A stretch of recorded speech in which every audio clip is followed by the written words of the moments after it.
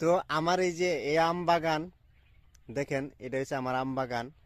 এই আম বাগানতে প্রতি বছরে আমি 20,000 থেকে 30,000 টাকার আম বেচা কেনা করি। তো এইবার আমার আম গাছের যত বাগান আছে মানে দেখেন, এই যে যত বাগান আছে মানে অনেক প্রচুর, এই লাইন দরিয়ায় মানে অনেক প্রায় 100 থেকে উঠে হইব গাছ।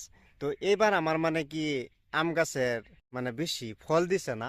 তো দেখেন এই যে এই গাছটার মধ্যে ফল আইছে না, কেন জানি না।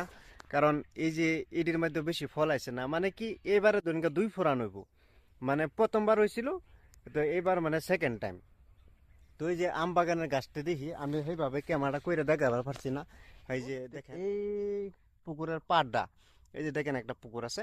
তো এই পুকুরের পাড়টা লই মানে আমি আম গাছের মানে কি মানে কি প্রায় 20,000 টাকা প্রথমবারের মধ্যে আমি মানে বেচা কেনা করছিলাম। তো এইবার মানে আমার আম গাছের মানে বেশি ফল দিছে না। কেন না কেন ফাইল দিছে। তো এবার আমার কি করাম, যাই দিছে আল্লাহর খেলা। তো এটা করবা পারি না, যাই বেচা কেনা করবা পারি। তবু দেখি কতগুলা বেচবার পারি।